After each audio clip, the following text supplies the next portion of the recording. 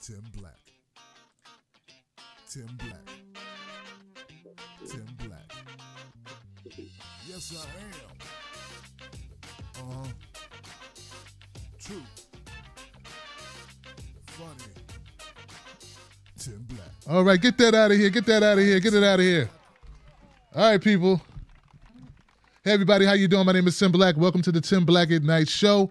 I'm glad you could tune in. Let me say what's up to everybody on Facebook, Periscope, YouTube, and Twitch. Twitch in the house, Twitch in the house, Twitch in the house. That's right. All right, guys, so check this out. There was a documentary that came out back in 2016. It was by some cool guys by the name of Right Brain Studios, and to my surprise, they put me in it. And I was like, oh, this is cool. I really like it. It was a very quality documentary. So just so happens a couple years later, I'm on Instagram and I bump into this guy. All right. And we start talking, and it's none other than one of the people that helped put that piece, that great documentary together. Now they have another documentary.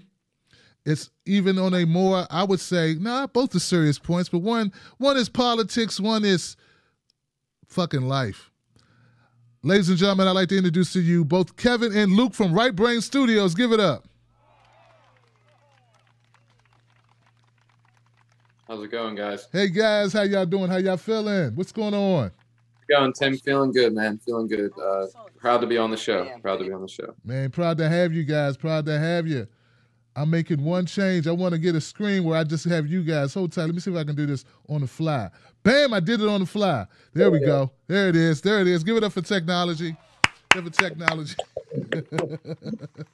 So Kevin and Luke, so they know which one's Kevin, which one's Luke for the crew. I'm Kevin. I'm Luke. Kevin's in a hat. Luke's got no hat. He's got a lot of hair, though. They both got a lot of hair. No. Actually, Kevin's got more hair. I'm jealous as hell, man. This is not cool, man. This is not cool. I hate when this happens. But look, guys. So this is your sophomore movie, man. How you guys feel about your movie? What's up? What's going on with this movie? What's the name of the movie? Talk to us. The name of the film is Nightcrawlers. It's our sophomore project, so there's definitely, we were a little nervous. We weren't sure how that was going to come together. Obviously we had, some support from Vigo and Jill Stein and some progressives on the last project, which we really appreciate. But on this one, we kind of wanted to go a little more solo and work on something that was more universal.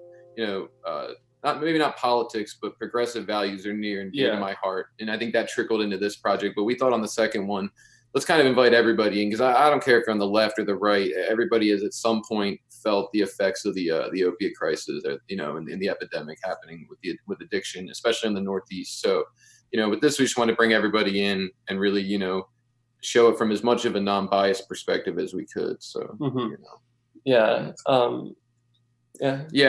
think addiction, something we really see as a statistic, as a headline, or in some cases is just a way to attack somebody. But for me, I've always been interested because I come from Pennsylvania, Philadelphia, where, we have, Kensington, they're like bulldozing corpses out of the streets. I mean, the heroin problem is just terrible out there. And I was homeless in Philly for a bit, so many years ago. So I think this story spoke to me for so many reasons when we first met Stephen online. And so to see the film come into fruition and get finished is really something. Yeah. And then the narratives you usually see of this sort of thing are really sort of simplified, and they're kind of all made the same so that people think they have like a complete view of addiction when it's really complicated and there's, a million different sort of variations of it. Right. You see like Requiem for a Dream, and maybe not that, but some of these films like that, Hollywoodized ways where they sort of try to explain how it happens, or, it's actually ironic because the guy who made Cries for Syria, the HBO documentary, he got an early glimpse at it. He was interested for a little through some connections we had. So we went to his house, and in his living room, we watched this film with him, Nightcrawlers. And, he didn't really like it. He didn't really get it. And part of that was he wanted us to sort of like answer how someone becomes an addict. This film needs to tell people how to get up and help addicts. But, it's such a complex issue. If it was that simple, you really think I'd be holding the secret. I mean, somebody had figured it out. It's a human issue. And we thought if we could make a film that really put a face on an addict, instead of just putting like an addict on a face, basically, like, you know, really like show this person who he is. It would humanize and show how an addict isn't one kind of person. It doesn't look like one kind of person. It, you know, in the movies we see the homeless, dirty, like, it's just not that. It's anybody. I mean, because progress kind of begins with that compassion and that empathy, and it's hard to have that if addicts are made sort of alien, you know. Yeah, so. Absolutely, guys. I know exactly what you mean as far as, you know, this could happen to anyone. It is happening to anyone. Drug addiction is a serious issue. We talked before the show, off the camera, guys, and it's like one of the things that I always say, and I advocate for people, all people, is that I push back against the stigma that this is, you know, the drugs need to be prosecuted as a criminal offense. I think it's a mental and a physical health issue, and unfortunately, you know, we're not addressing it that way right now in this country. It seems like we just want to demonize people when actuality, like we stated, man, this could happen to anyone. I mean, look, it happened to Rush Limbaugh. Remember? I mean, remember Rush Limbaugh? Even they looked in his closet and he had about 1,000 Perkins. You know what I'm saying? It reaches far, you know. Right, right. I don't think anybody chooses, like they say, ooh, they wake up one day and they say, I'd love to be an addict. You know, I think it's, as the film, and guys, I got to tell you, everybody, Wolfpack, Timberlake's Wolfpack, I've been watching the film. I'm like halfway through, and it shows a slippery slope. Like, I'm 38 minutes in and he's not an addict. Like, and I don't want to rush this interview, but he's a regular kid just documenting. It seemed to me like, I mean, correct me if I'm wrong, guys, I looked at it like he's a regular kid, he's documenting what's going on, and this kind of just happened to him. No, completely. Yeah, it was completely like that. Yeah. I mean, it's funny. The film almost is like pre-vlog. You know, it's like it was filmed 2011 to 2015, but he's just carrying a camcorder around, filming his senior year of high school, his regular everyday life, and it just like ends up catching his entire, you know, disintegration, unfortunately, into, you know, a drug addict. I mean, a homeless drug addict. Yeah, he didn't set out to make a movie about addiction. He didn't even want to do that. You know, I think he was planning on filming homeless people in Boston and people in need and hearing their story, and ended up sort of becoming the subject of his own film, which is by accident. Wow. You know, let's pump the brakes a little bit, man. This is deep, and that's the reason why I had a problem watching it, because you asked me, Kevin, you said, did you like it? I said, yeah, I love this, I love that, but it's a little unsettling. That's because I have a 20-year-old son, and I got a 9-year-old son. And this guy, Steve, he didn't set out to be an addict. So, of course, it gives me the heebie-jeebies because, you know, I'm like watching my kids like, okay, let me keep an eye on them. But just to back up a little bit, guys, what got you into filmmaking? I think we got some people watching that are interested in doing what you do. So how did you get started? What motivated you? You go first. I don't know. I had like a obsession with it for like ever. So I think Indiana Jones was like my real first thing I you know, kind of a lot of people's latched on to, and I was like, you know, I would watch that all the time. Then I went to high school over here in Santa Ana. We're in California, so over in Santa Ana. I was going for creative writing. I was going to go for that originally. I decided to go into the film department because I didn't know anything about filmmaking, but it was something I was more interested in. Really kind of loved it, and then went to film school, met him. We met, yeah. It's interesting. Our intersection in life's interesting because I'm 30, so I'm almost 10 years older. And when I graduated high school, all I wanted to do was be a writer, screenwriter, filmmaker. Back then, they didn't have the DIY. You know, it was like you had to buy film and everything. And you know, my grades were bad. My parents weren't going to send me, so I ended up going. I went to cooking school for a little bit, but I actually, believe it or not, and this is why the film spoke to me. I actually ended up homeless, living on the streets of Philadelphia for about 6 months through the winter time. And I fell into a life of doing a little of this, doing a little things I shouldn't have been doing. I was dealing a little bit, you know, I mean, this is many years ago. And there was a point where I really wasn't sure where my life was going, probably prison or worse. So when I was about 2-3 years ago, I think my parents saw that I was definitely making a change for the better. And there was a little money saved up for college I never used. And I told them I still want to be a filmmaker. You know, 10 years later, like, I still want to do it. That's still my dream. So, you know, thank God for my father. Actually, he said, if you get into a school, like, we'll support you. So then I got in, the school didn't want to let me in. I made a film. They rejected me. So this is for anybody out there who's been rejected. I was rejected going into film school. I told him, I'll make another film. He said, you have 1 week until school starts. Same thing happened with me. Yeah, so we both got rejected, and we both put a film together in a week, and then he let us both in, and we met in school, and then it was just immediately, I felt something like a vibe. Saw him bring naked lunch in the corner of the cafeteria. Yeah. sitting in lunch reading some William S. Burroughs. I don't know if anybody knows who that is. Naked Lunch, which is an older book, and he was like, "Oh, you like that book?" I mean, it was just immediate, and all I can say is like, definitely never give up. I went from living on the streets, definitely living a terrible life, not quite Stephen, but not that far off. And so to be here now and able to be doing what I love and at least being able to get by with that, if I can do it, you can definitely do it, Absolutely, man. Give it up for that, guys. That's some inspiration for you. And I'm unfortunately, I don't have a copy of a little clip I'd like to play of your 2016 documentary, because I think people would be totally like that. I want them to know the quality, the level of craftsmanship and skill, because how people, I don't know what they're thinking, right? Your shit's good. You guys did a damn good job. And Luke, you directed the second part of that series, right? I edited it. He edited it. Yeah. Edited, okay. And then I had a different editor for each episode. Yeah. And then I helped out a bit on the writing. Yeah, he helped write the scripts too. Yeah, absolutely.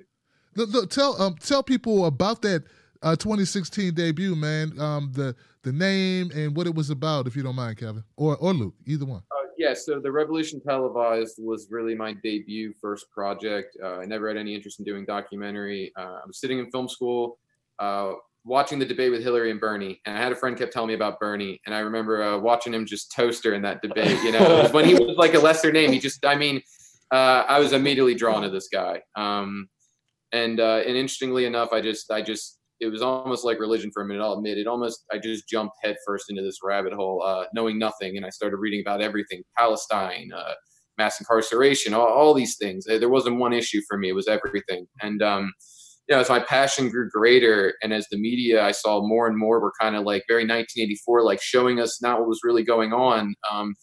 I just had this inkling that if I flew with myself and the best cameraman I could find in my school, this guy Walter, that if we just flew out there, the two of us, because I had been getting involved in progressive people groups online, and everybody was like, I knew there was going to be 1,000 people there. Like I just knew it. So I took a chance. I bought a ticket. We flew out, and I knew that we were going to capture something much different than what was going to be shown that weekend. I just knew it, and long and behold, it was just a totally different environment and climate. It was the only party unity we saw that whole week was outside of the convention.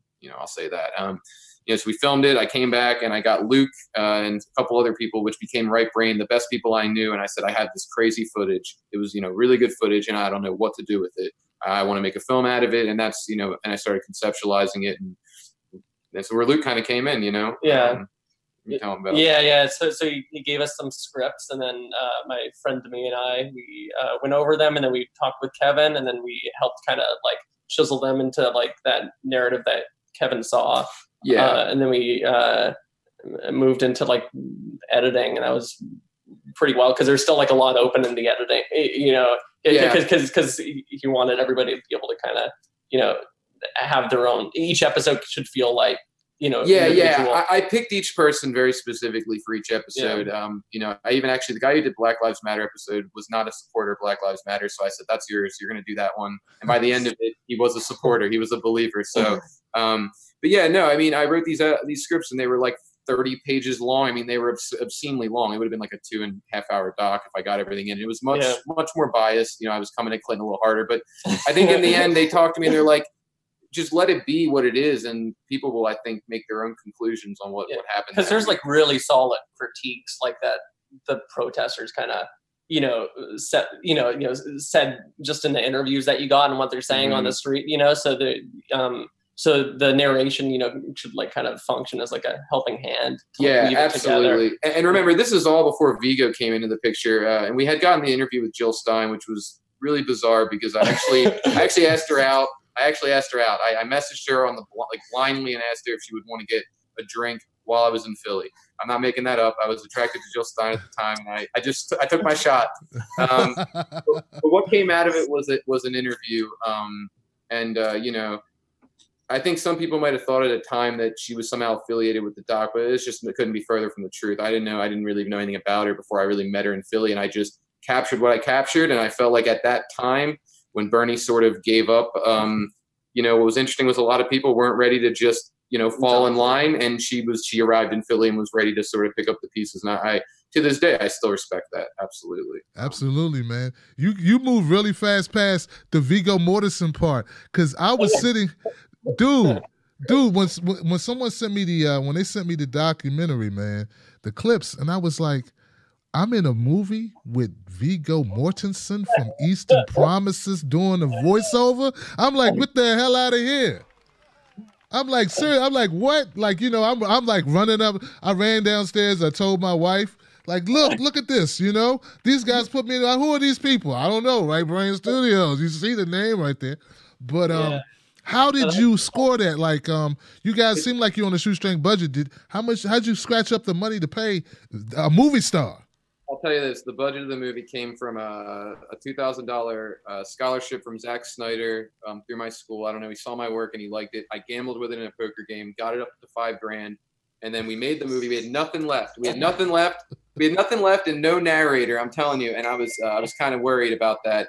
But, you know, and this is another thing to up-and-coming filmmakers, like, just take your shot. I mean, I looked up Viggo. I knew he was an activist. I knew that he does not do a lot of projects and his price tag is high.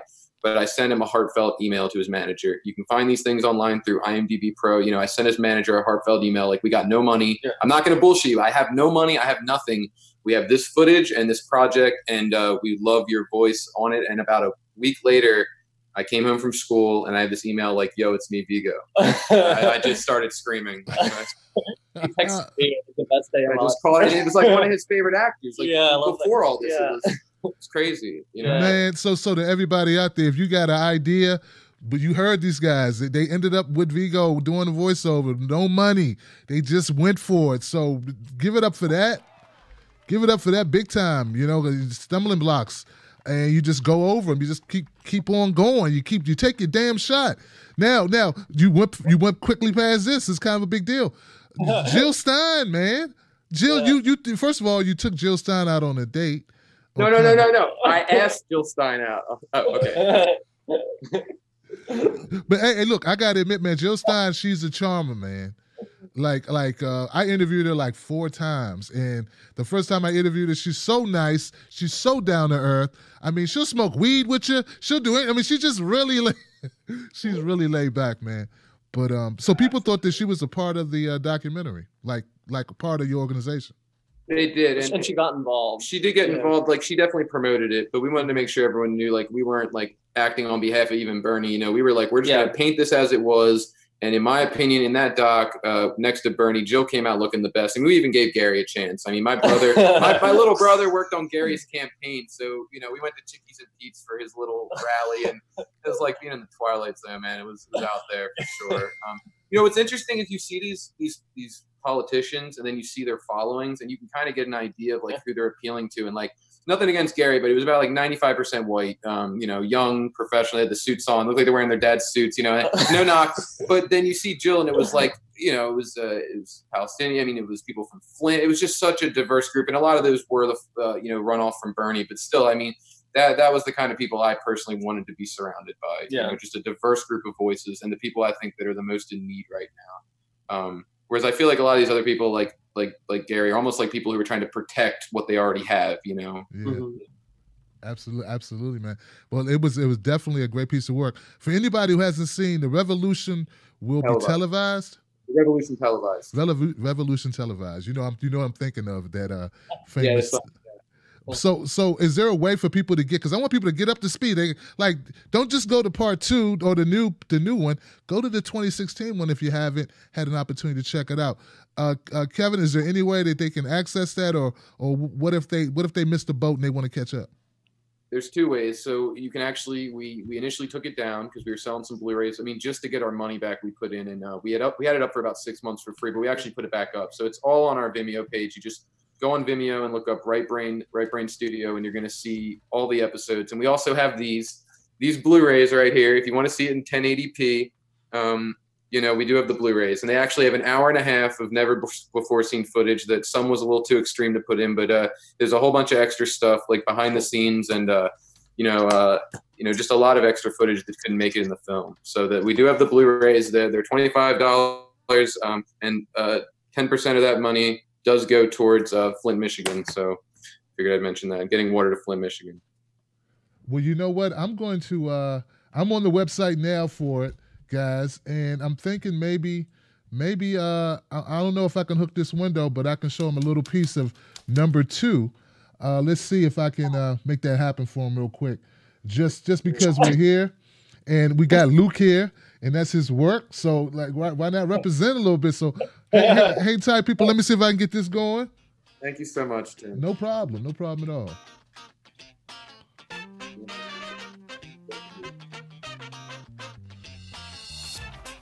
That was quick. We're already there. Let's see if we can get this a little bit bigger here on the screen for folks.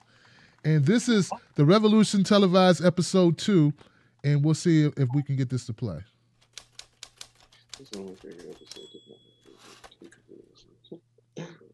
I have come here today not to talk about the past, but to focus on the future.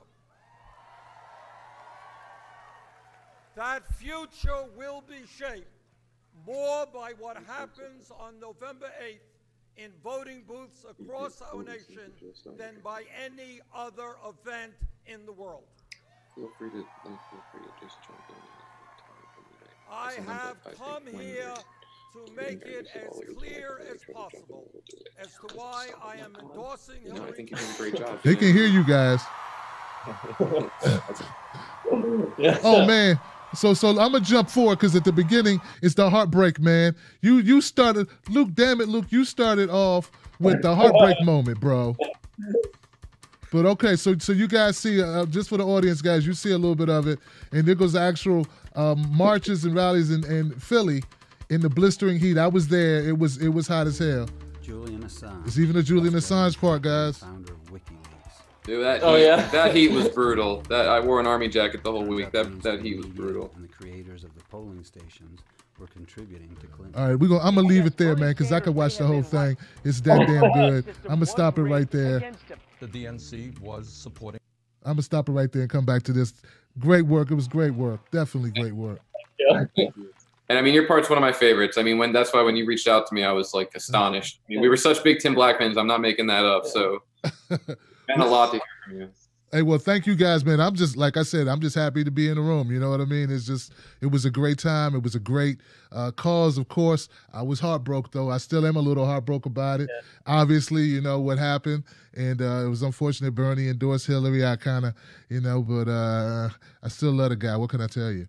Yeah. Me too. I thought we were going to get an FDR floor fight, you know? I got to stop reading so much on the internet. I was so certain that he had this trick up his sleeve. It was, like, kind of astonishing. And that heat, too, just when that news broke, I mean, that was crazy. Yeah. Absolutely. So you took, so the first documentary is done. It's out. People are checking it out. You're getting great feedback, I'm pretty sure. How did people receive it? Oh man, I mean, we didn't know what to expect. We didn't know if we were gonna get 5 views, 10 views. And when you do online series instead of like distribution, it really does come down to views. I mean, I hate to say that. So when we were seeing our streams, like I think our streams was like 80 or 90,000 that week. We were kind of like, I mean, it's going from 0 to that was kind of crazy. Yes. And then I think like when we got back and, you know, and once Vigo jumped on, you know, I was like, we really didn't want to let Vigo down at that point, or Jill or anybody. So yeah, that first night when like, it was like almost 25,000 views, that was big for us. I mean, it was absolutely huge. And not really the views in like we got a bunch of views, just knowing that was being shared. Because if it's not getting shared, what's the point of this film? This film was made for the people. So it's not getting out there, you know, so you know, in the end, it put up, I mean, amongst what Jill shared on her page. So we did lose views when Jill shared on her page, like she, you know, they went to her, but that was fine with me as long as it was getting out there. So when I was seeing like 50,000 views on Jill's page, I mean, that was just astonishing. I mean, the messages and support, people, you know, some people cried. It was really, that was the weird. Yeah, changed my life. You know, that was like for me. But I could see that a little bit. I mean, I think some people who are in a lot tougher spot than me, you know, as someone who I feel like is privileged and in some ways, you know, has been lucky to get the support I've had. To see some of those people who are really hinging on a major change, that must have been really hard to deal with, you know, for sure. So I think when people were supporting it like that and messaging us, I mean, we were stunned. I mean, it was really incredible. It meant a lot. It meant a lot. You know, it made it all worth it, you know, for sure. Definitely an excellent collaboration you guys did, and a great. It came out fantastic, and in fact, I think it's going to have a cult following for a very long time because of the way that you told the story, the storytelling, everything about it. I loved it, and I just encourage everybody to go check it out. Look, guys, go to Vimeo. Just type in Right Brain Studios; it should pop up. And in fact, we'll link it. I'll link on the YouTube side. I'll put a link there for them to click and go to the Vimeo page, guys, so they can check it out. You know, I will say though, for the support we did get, there was a whole other side. I mean, you know, I was going to school at the time, and you know, like I was shunned. I was nearly shunned by my community, and I got some death threats and some message. You know, it was not all, you know, roses, but I love that. Me personally, I love that. I live off that. I get off on that. You know, if you're a hero to the right people, then I'd say you're a villain to the wrong people, and I love that. So, you know, I knew the haters were still watching, so I feel like, you know, if they're watching this right now, that really drives me. I love the support's great, but for me, it's win-win because the haters drive me so much too. And I love it. You know? I know exactly what you're talking about. You know what I mean? Like, you're gonna have enemies when you speak the truth. That's what I think. You know, you're gonna have enemies. But what were they upset about, Kevin? The fact that you had Jill Stein in the video? Was it the Hillary supporters or was it like Trump supporters? No, actually, the right, though, it obviously didn't agree with a lot of in the film because that was the crazy part. Some people, I think moderate people who don't know a whole lot about what's going on, I hate to say that, they almost thought it was like a Trump supporting doc. And it's like, how could you have a doc with a Black Lives Matter episode and progressive values and be supportive of Trump? And we used the Caligula music for his theme song, Caligula being like the most brutal Roman, you know, dictator. And I think that's just people misreading symbols. I mean, we have a lot of people nowadays, and that's why I'm honored to work with people like Luke, who just can't read the symbols of what's out. They have trouble reading the world around them. They don't realize that it's not Trump is evil and Hillary then inherently is good. It's like, I'm just not standing for any of that. Mass incarceration, these things.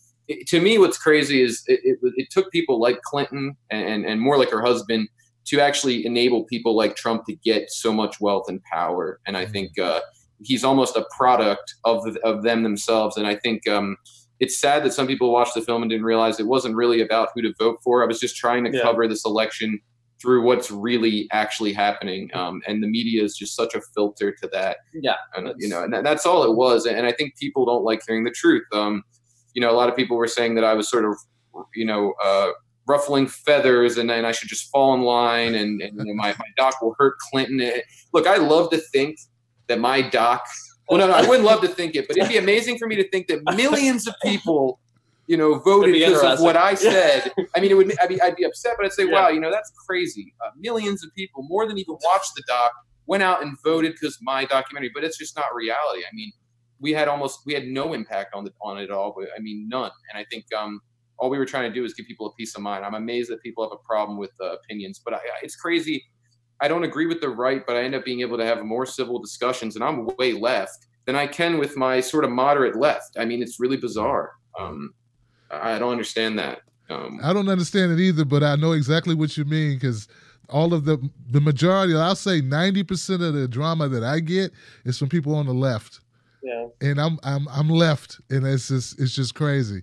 So I know exactly what you're talking about, and what I've had to do is resist the right. Like, and I don't mean that shit like the resistance shit. What I mean is resist going right.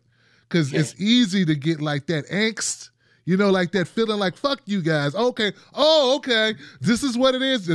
This door closed in my face. That door closed in my face. This knife in my back. Oh, another knife in my back. Oh, more. But you know what? I'm going to go right. But I can't because I have principles, so I can't go to the right. Exactly. No, you're exactly right. I mean, my father, he is on the right, but it was amazing because we had so much to talk about, and he was so willing to listen as long as I was willing to listen. And I learned through this whole process. I thought I was going to learn everything there was about politics doing this doc, but I actually found out it was even better. Is I had much more questions at the end than I did have answers. You know, I had a lot more questions, and I learned something. I get knocked for it, but as someone who's very left, there are people on the right that are not evil people. There are people over there. There are people that are evil on both sides, but there are people on the right that aren't bad people. They've had a different life than other people, and they have their own perspective. And as long as they're respectful and aren't supporting some of the xenophobic, racist, and inappropriate behavior, I can have there can be a civil discussion. Where I shut the discussion down is if there are going to be homophobic. I'm not going to argue what I consider to be just good morals and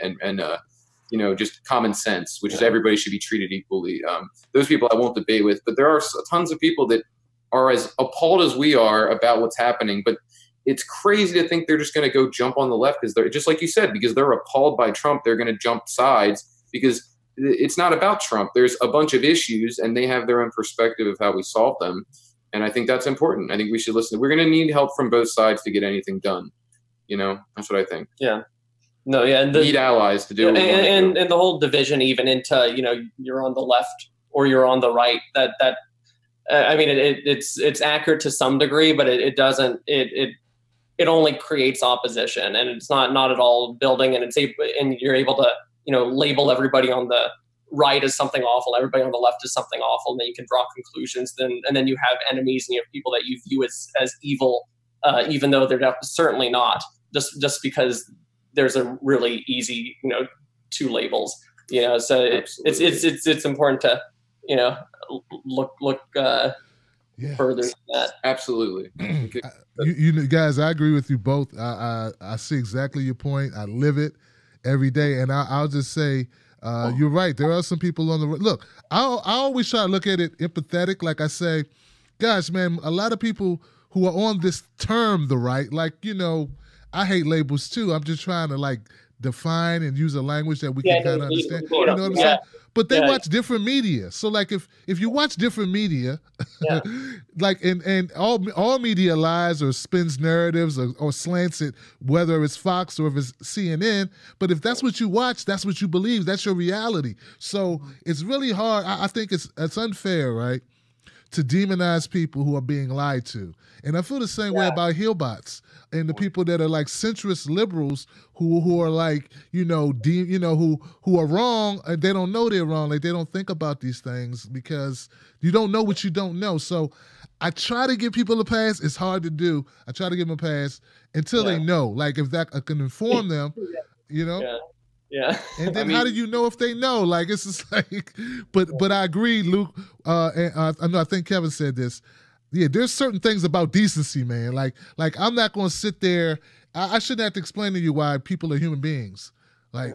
If I'm having to explain that and justify it, it's you're not a person I want to be talking to. I mean, it's scary. I just had somebody the other day. I'm not going to say who it was. I simply asked them a question. I said, do you think that immigrants are more equal, more important, and this isn't diminishing that they are important, than Syrian children? And this was a leftist person. They got offended. And that said to me, so you do think Syrian children, where I'm the opposite. I'm saying Syrian children who lose their father to mass incarceration, children who are affected by what we saw at Standing Rock, children who are affected by any of this stuff are all children, and they're all important, all equally important. So when I see left politicians supporting some of the behavior against any children, and on the right they're doing it too, why should I act like this is a one side or the other problem? This is a problem with the wealthy elite making a lot of choices that negatively affect people who are middle to lower class, and they profit off it, and they both do it. And it's an old game. They're like Hitler, and it's an old game. We've seen it a million times. You're not going to tell me that children weren't separated during the mass incarceration, and then nobody wants to have that talk. It's we're not going in the past. We have to go in the past to avoid the future. Yeah. We got Trump because we didn't look in the past. We got Trump because this is the problem, is nobody wants to talk about the past. It's not about saying Hillary's the reason it's not about that. It's about, let's realistically talk about how we got to where we are now. And I think to have that talk, it all has to get out history there. Is important. The history is the context is important. Yeah. This whole short-term memory, let's just look forward. Let's just fight the resistance. It's just a bunch of people rushing forward with no plan and no real thought process behind it. And some people, I do think they feel empowered when they yell against Trump, but it's where were you the last 8 years, 10 years? Where have you been it's easy to like, go after someone that the entire mob is pointing as the problem. And it's good. It's not all bad. I've seen Trump kind of operate as like a wake up call for a lot of people because there is no sort of, muddling what he is. He is exactly what he shows, and then people look at that and it's like horrifying, so if that can like kind of act as like just getting a couple more people, to start observing what's around them. Absolutely. Absolutely. He's like rock bottom. I mean, and jump to our film we're talking about later. It's like our country, in some ways, I feel like was addicted to a lot of the wrong things, and we got a major wake up call with Trump. It's rock bottom. It's time to take responsibility, get out there, and stop thinking that solely the president is the only thing. We need to stop putting his face on issues. You don't see an immigration protest as much as you see an anti-Trump protest. Yeah, just about everyone in this country is responsible for Trump getting there. And putting his face on an issue only trivializes it, empowers him and his base, really. If you really want to fight an issue, get a sign, go out there and protest the issue. That way you can invite people from both sides. When you immediately attack Trump, anybody who even voted for him is immediately going to feel slighted by that. And we need everybody to get together. I mean, what I noticed is poor people who can't get work on the left, poor people who can't get work on the right. I mean, just to use those labels, they have the same problem, a lot of them. Not all the same problems, but there is a middle ground there. There's no question of no work and, these different things. So, and you see issues that like aren't even exclusive to Trump supporters. And then they get narrowed down where, every negative issue, this all goes back to Trump. And this only reflects on Trump supporters when it reflects on everything. We should be looking at Trump and then bringing that outward and seeing what qualities he has and how those qualities are everywhere, on the left. Because he's a trope that exists. Take away his political affiliation, which he once was left. He's a problem. His archetype is all over. I mean, I see qualities of Pelosi, like a bunch of them. Pelosi, a lot of them have those traits. I mean, they just serve their corporate masters. I mean, that's what it comes down. Even if they're evil people, I don't think it's like they just want to do inherently bad things. They're just greedy. I don't think it's a conscious thing. Yeah, it's just about making money and serving their masters. I mean, that's how I look at it. Well, you know what your next movie should be, don't you? Well, at least you know the topic that's out there, just waiting for you guys to take it on. It's like the after Trump effect, like what's happened now, after Trump has became president. I know a lot of people's heads are spinning around, but you're right. Yeah. It didn't it's not like we were all walking down the street hand in hand and everybody had a chicken in a pot and a car in the driveway and everybody was doing great and nobody had any worries and everybody was all colors. It was a Benetton commercial. Everybody got along and then came Trump. Bad Trump came and it just ruined it all. Like we weren't at war in 7 places before Trump came. No, that wasn't happening. We didn't have like 40% of black people living beneath the poverty line. That wasn't happening. Veterans weren't committing suicide at record numbers daily. No, that wasn't happening. So I truly have had to, for sanity purposes, kind of like step back and say, okay, you know what? Are you woke now? Okay, great. Let me look at the bright side. At least you realize there's some shit we need to work on because Obama put him to sleep, guys. Obama had everybody thinking everything was great. Right. So, no, he did. That's why I'm glad we have media people like Tim Black out there. I mean, that's the exact reason is, we need to like cut right to the truth. I mean, this whole, this isn't what America is. You hear a lot of people saying that on Facebook. This isn't what America is about. I mean, you're talking about a country that was built on the slaughter of indigenous people. You're talking about a country that only 100 years ago, there, we were coming off of, slavery, and you're seeing, in the early 1900s, there was, the Klan had, I think, like 800 delegates in the Democratic Party in the early 1900s. So this actually is a country like that, and we have not made nearly as much progress as people seem to think. It's just, it has. I mean, look at someone like Cornel West, probably one of the strongest, I think, voices about civil issues. And he was saying himself, like, Obama doesn't fix an embedded system of, even if he is the president, and it doesn't fix the problem specifically. Yeah. I mean, it's good to have a black president. I mean, I actually voted for him the first time. Absolutely. But this is a system. It's a systematic problem. It doesn't get fixed by just switching who's in charge, like electing a new class president isn't going to change the whole school. I mean, it's just not how it really works. It's like a figurehead, you know? Absolutely, guys. Well, damn it, guys. Let's get back to this movie. I want people to, hey, we got a movie to promote here. We got a great documentary. It's about opiate addiction.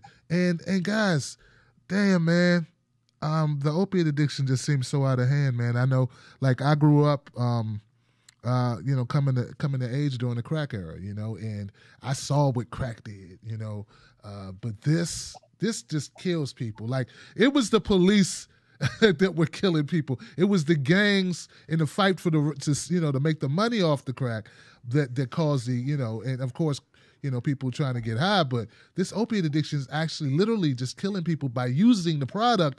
Forget the violence associated with the product, but just that part alone, man. What made you say, you know what, this is the movie to do? Let's go with it. So when we finished The Revolution televised, I think it was Jill had offered a chance for us to sort of make like more stuff like that, sort of more Green Party based, and I had to pull my head out of that rabbit hole, the political rabbit hole. I will always be for progressive values, and I will always fight for them. But I wanted to make something that spoke to a larger issue and didn't get just shoved in the sort of pile of political docs and things like that. And we had a meeting. It was, and we were like reflecting. We hadn't all gotten together in a room, I think, like in months. And we were like, so, okay, the documentary's over. We did a lot better than we thought, you know, with Vigo, and everybody seemed to like it. Where are we going to go now? Forget internet. I love online content, but let's make a film, like a film we can send to festivals and reach a bigger audience. And, you know, as a guy who wasn't even fully like a right brain memory, was just sort of a good friend of ours. And he was at the meeting and he just put this 40-second trailer on that was made 5 years ago for Nightcrawlers. And it was just clips of people in the street. There wasn't any views. Yeah, there was no Steven. There was about 100, like 300 views on it. And I don't know what it was, but by the end of the 30 seconds, I said, like, this is it. This is our next project. There's no doubt in my mind that this is the next project. And we didn't know much about what it even was. There was this mystery. It says 2013 next. Yeah, it says 2013 is when it's coming out. It still hadn't come out. So we were about to message him, and I swear to God, it's like fate. I found a message in my Vimeo page from him first, saying like, hey, I love what you guys are doing. I sort of love your underdog, sort of anti-Hollywood establishment approach to your work. And I'd love to work on something with you. And I said, like, dude, I was just about to message you. What's going on with Nightcrawlers? And I didn't know he was living in a homeless shelter. You know, he was like editing the film at that time still on like iMovie on his computer. I mean, just in a homeless shelter. And I was stunned. And being a former, you know, being homeless for a bit, it just immediately spoke to me, and his passion immediately spoke. I remember like sitting in my car, you know, writing scripts homeless. So, I mean, there's something about it just brought me back. And so, you know, with almost a moment's notice, we flew him out to LA, and he lived with me for a few months. It just was an immediate decision. Some people I think were iffy about the decision, but we unanimously, you know, we have a majority ruled that we were going to do it. And I said, he can stay with me. The first night, you know, we picked him up the first night. I was a little nervous. I mean, I had a knife under my pillow. I'm not making that up. I didn't know who this guy was. My girlfriend at the time, later became my wife, was nervous. She didn't want to stay at the house with me while he was there. He kept falling asleep with cigarettes in his mouth. They were falling on the ground, and I kept telling him not to do it, and he was kind of barking at me. But, you know, because we both have a bit of a rougher sort of thing like that, and we're both from the Northeast, I think there was an immediate, like, clicking. Yeah. I remember that first night I was sleeping, and I hear him, like, someone, like, his screams. He goes, shut the fuck up. And I just like grabbed this knife and I was like, oh my God, what is going on? And he woke up. He said, sorry, man, I'm used to being in the shelter. Like, you know, I'm used to people talking loud in the shelter while you're trying to sleep. And from that day on, I just felt something inside, like what we were building and what we were making was something powerful. And when I found out, which I didn't really know then, that he had ended up documenting his addiction, and he brought over these like, it's like 80 tapes. He had like 80 hours of tapes. Just like my whole table was these little tapes, and he even had like a reel of film. And you know, it immediately was on. I got him over there. I had a friend named Nathan, who was the guy who showed us the trailer. He came over, and we just we started going through the 80 hours of footage. You know, and there was ups and downs in the process, but you know, he ended up being at my wedding party. I ended up getting married while I was out. You know, and he had become one of my best friends. I fell in love with this guy, and he was just so talented and so sharp, and I thought, this is the prime example of breaking the stereotypes of addiction. Because because I was with him when we were picking him up from the airport, and like we had no idea what to expect. We just knew he was living in a homeless shelter. You know, we flew him out. He's the nicest guy in the world. You know, and just that alone, like talking to him on that ride, you know, that changed my views of addiction. Just that, and that's like that's just the tip of it. You know, he was so sharp. I mean, like he said, he was so sharp. Yeah, he's super smart. He knew every movie. Yeah, he was well read on European cinema. He was reading you know, he's reading some really, I mean, some incredible author. I mean, he was just really well educated, really sharp. I mean, it was just really kind of. I'm sorry, guys. What's his name again? Steve, right? Stephen McCoy. Steve McCoy, man. Steve was going to be here tonight, but Steve had to work, guys. So we definitely got to bring you guys back when you got Steve as well. Give it up for Steve. I'd be down for it. I know that's what's interesting is when we met him, he was in a homeless shelter, and when we finished the film, it's been about 1 year almost to the day. Yeah. He's now living with his grandmother, clean and sober, and you know, and he actually he has a job now, and he's waiting to see what takes off with the film. So if we had any impact on that, that would make me happy, because I always saw it as, you know, my dad gave me a chance to go out here after I really fucked up. I mean, I really fucked up.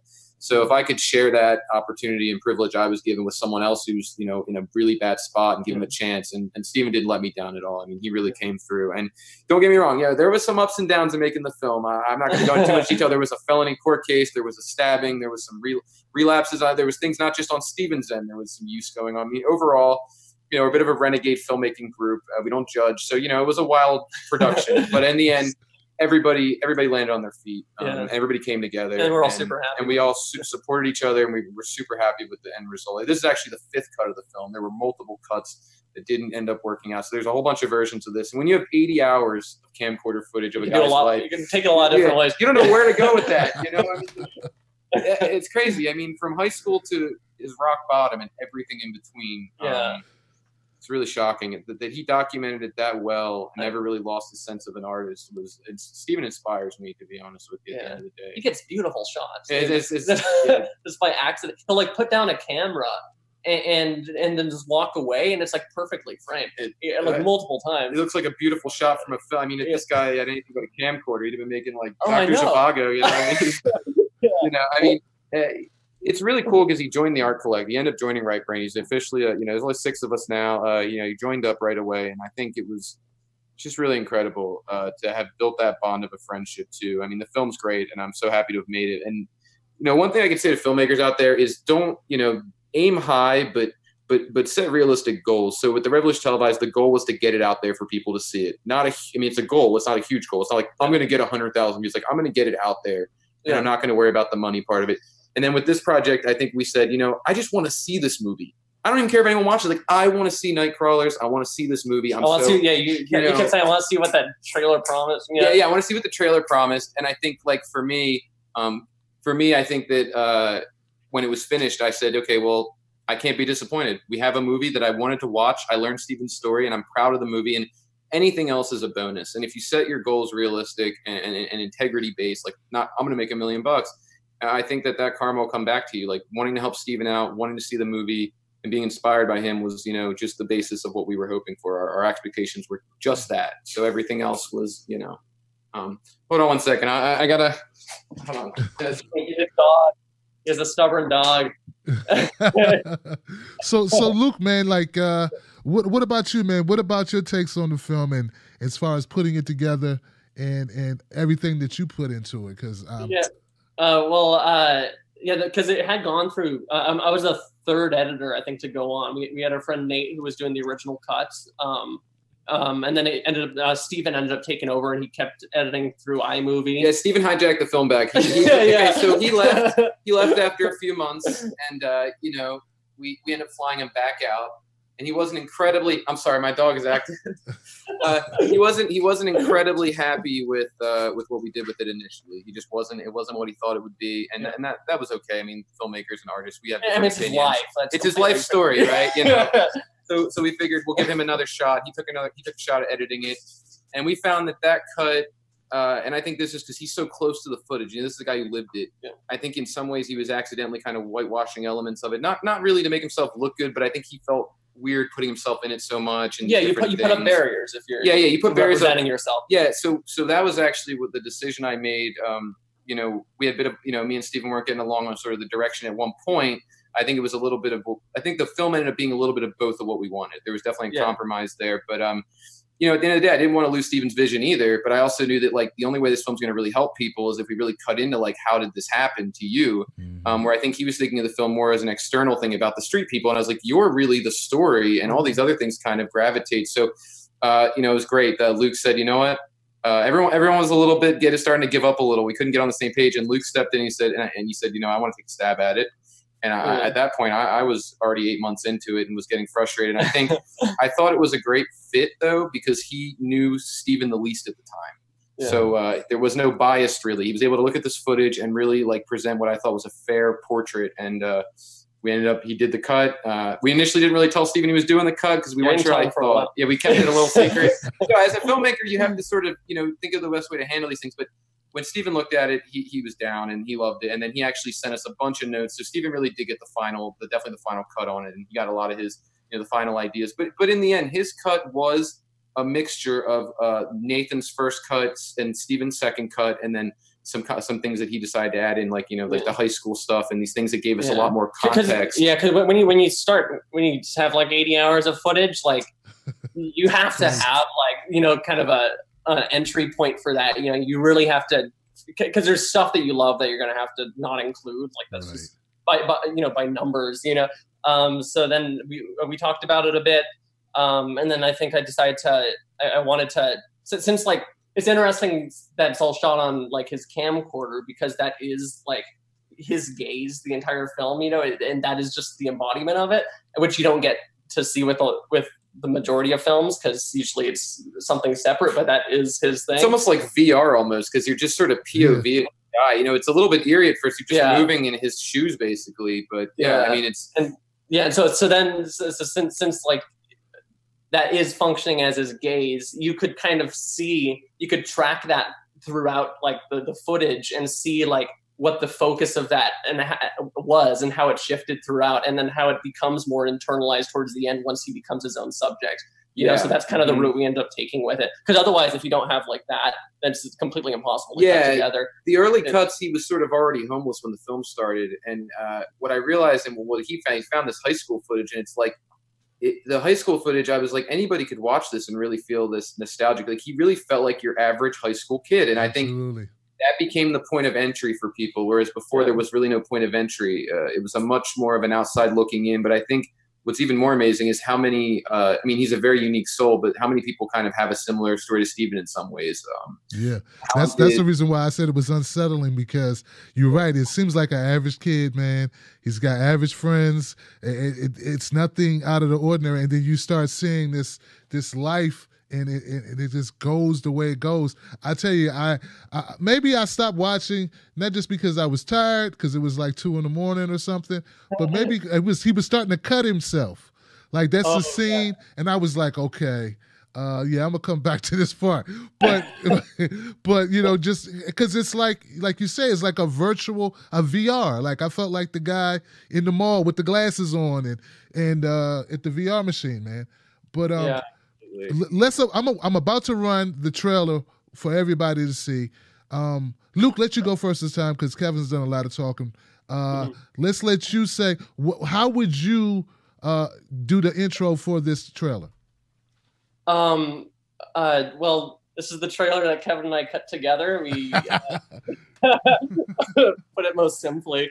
We spent a few days on it. We were trying to kind of just show how like kind of fragmented the film is, and then kind of also kind of give hints to the narrative of it. So hopefully that came through. It got thrown up on Reddit, and it became huge on the documentaries like section on there. It like really blew up. It's the third time it exploded on Reddit in 1 year. I'm kind of I gotta say, the Reddit community out there, incredible. Yeah, so that was great. Tell me, in 3 days it hit 100,000. We were like stunned. We were stunned. It was like 2 days. It basically eclipsed. I hate to say it, almost eclipsed the Revolution Televised, this 2-minute trailer, in like in 2 years and 2 days. I mean, that was. And that's not even the movie. It's not even the movie. Yeah. And just before I run the trailer, Kevin, I think you told me that you guys were submitting it to some film studios or distribution channels. How's that going? So we've actually been reached out to by a couple of sales reps, which is the first time that's ever happened for us. We knew very little about that side of it. So there is some talks with distribution, but we're not going to really give Steven's life story and his hard work away to anybody. We don't think is going to get it to the people that need to see it. Yeah.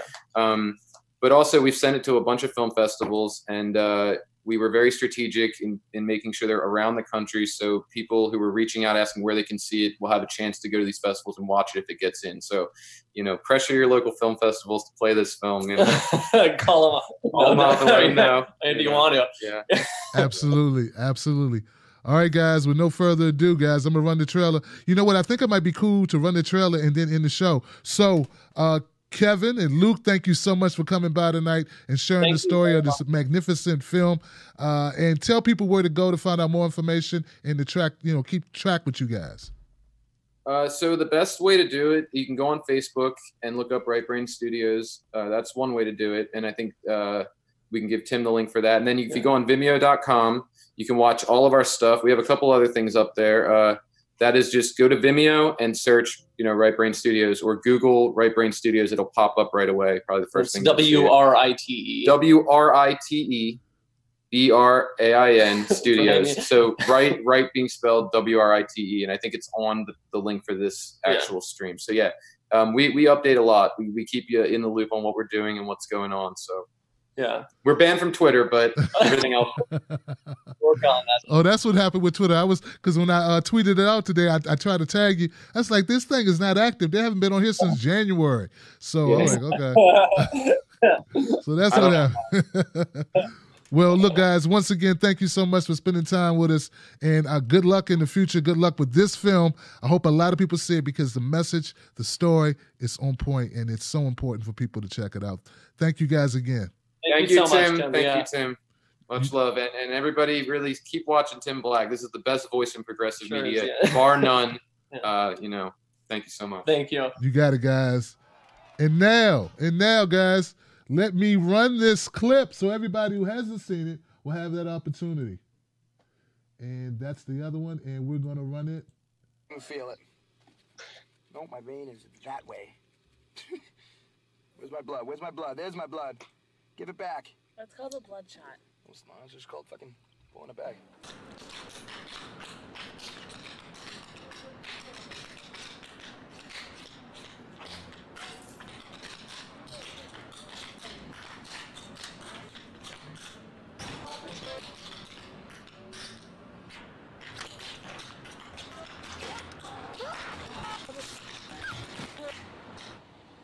Don't ever do this, Steve.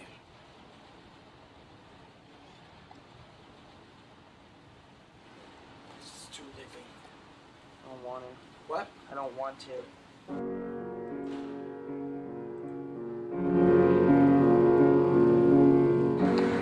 When I first came out, my first instinct was, be who you are.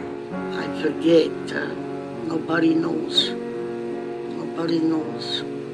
So I don't care what people say. This is still my house. I served. Fuck someone up! Fuck.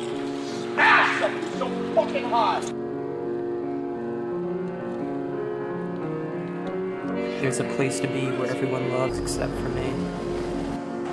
And it's a city I blame. The sight of street lights are reminders of pain. And the time I'm most happy is when caught in the rain. When the temperature drops and the sunlight's gone, the Nightcrawlers come out and slither till dawn. That's it, guys. Thank you so much for joining us tonight. I appreciate you. Go to Facebook or Vimeo, Right Brain Studios. Write as in I'm going to write a great story. Brain as in your brain studios. And check out the movie and find out more information about Right Brain Studios and what they got coming out. Thank you so much. As always, this show is brought to you by TBTV and justinformed.com. Become a member of a social media site that doesn't track you nor sell your data. I love you, and I'll see you tomorrow for Freedom Friday.